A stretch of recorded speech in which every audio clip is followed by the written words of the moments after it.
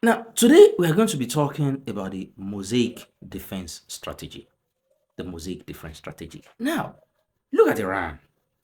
Absolutely, in all ways, when stacked up with America alone, even when stacked up with Israel alone, not to talk of being stacked up against both countries.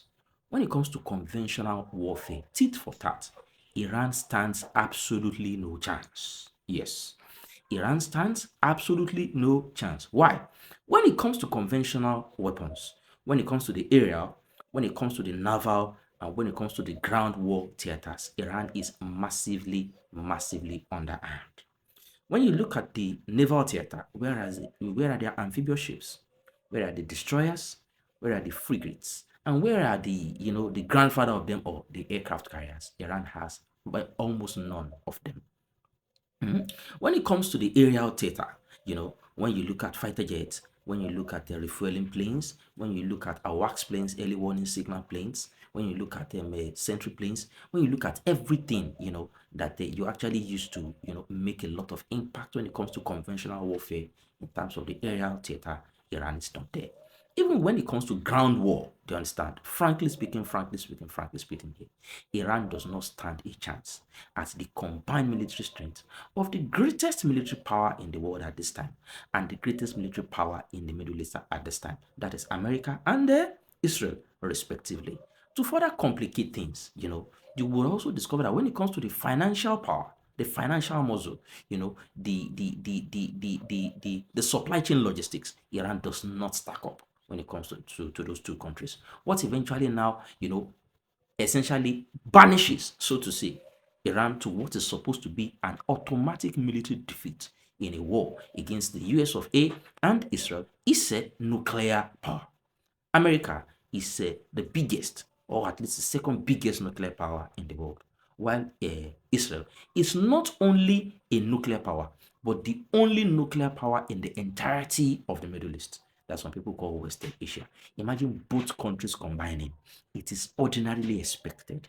It should not be a surprise that the military planners of the United States of America and that of Israel will assume that in the conventional war, they will stack up and they will beat Iran blue black. So how has Iran been able to survive so far? The first of the strategies is what is called the mosaic defense strategy. Let me break it down to you.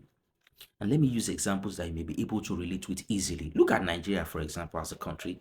Nigeria has an army, it has a navy, and it has an air force. However, Nigeria has at this time 36 states and a federal capital territory, making 37 states territories. Now, imagine a country wants to fight Nigeria. That country will be expecting that there will be a central command and control center, as in a central command and control headed by the chief of defense staff, under which the chief of naval staff, the chief of army staff, and the chief of air force, will be reporting to. So it will be assumed that if you take out the chief of defense staff, in theory, God forbid, I pray absolutely nothing like that happens. Or you take out the chief. So assume that if you take out the chief of a defense staff, or probably take out his command and control center, it will be assumed that they will be in disarray, right? They will not be able to organize themselves anymore. Cut off, so to say, proverbial, like the Americans used to say about Iranians, cut off the proverbial head of the snake. Cut the head of the proverbial snake and the entire body goes into disarray. That if you take out the chief of naval staff, the entire navy disintegrates. You take out the chief of army and the entire army disintegrates. Take out the chief of air force and the entire air force disintegrates. That was the expectation of the Americans and the Iranians and the Israelis. However, do you know what Iran did? What they did was they broke their army into 31 different units. So instead, so to say, of a Nigerian army, a Nigerian navy, and a Nigerian air force, headed by the equivalent of the American joint chiefs as the chiefs of staff, what they did was they did an Oyo State Army, an Ogun State Army, a River State Army, an Abuja Federal Capital Territory Army. Do you understand? Under each state, you have Oyo State Army, Oyo State Navy, Oyo State Air Force, Kaduna State Army, Kaduna State Navy, Kaduna State Air Force. So in the case of Iran, that has 31 provinces, they use provinces, not states. They now broke the entirety of the army of the country actually into provinces. So they had Tehran Army, Tehran Navy, Tehran Air Force, Hormuzgan Army, Hormuzgan Navy, Hormuzgan Air Force. They broke essentially into 31 pieces. They did not just break in terms of nomenclature, in terms of name only. They gave each of those provincial armies, navies, and air force their individual command and control centers.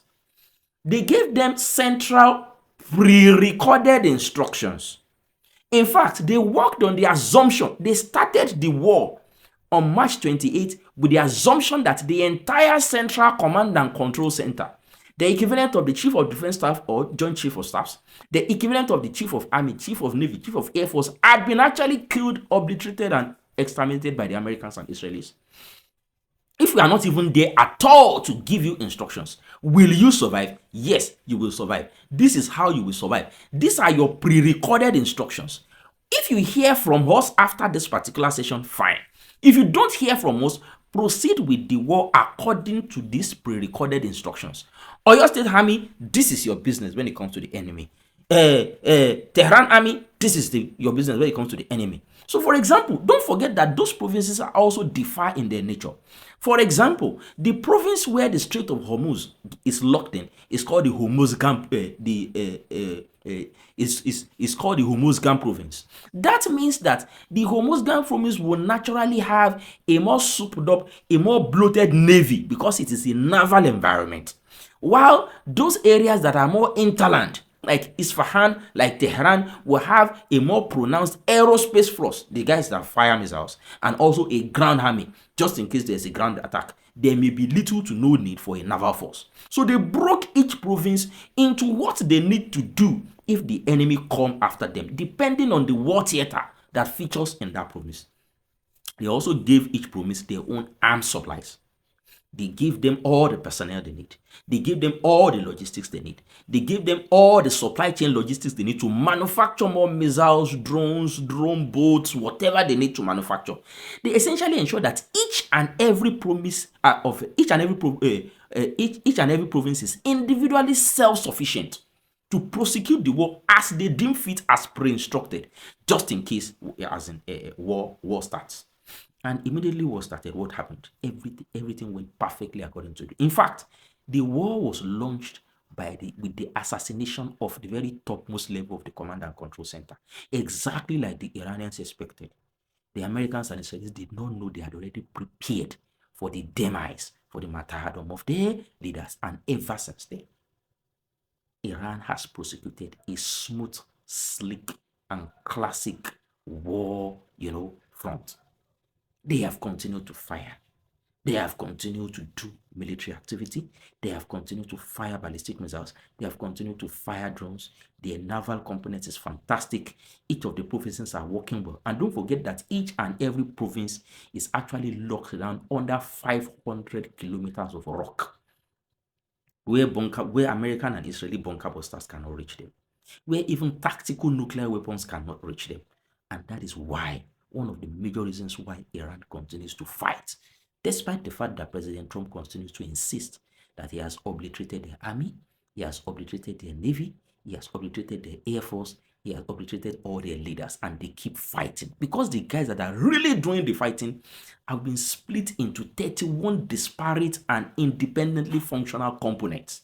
And everything each component needs to fight has been pre-prepared and pre-sorted and pre-organized for each province. And that is why Iran continues to fire almost 5 weeks into the war since February 28th. Would you want to ask any questions concerning why you think this system works and continue to work for the Iranians? Let me have your questions in the comments section, and I will gladly answer all of them. Again, don't forget to like, to share, to subscribe, to comment, and to again ask your questions like I said earlier, and I will gladly answer all of them. See you in the next video. Thank you very much.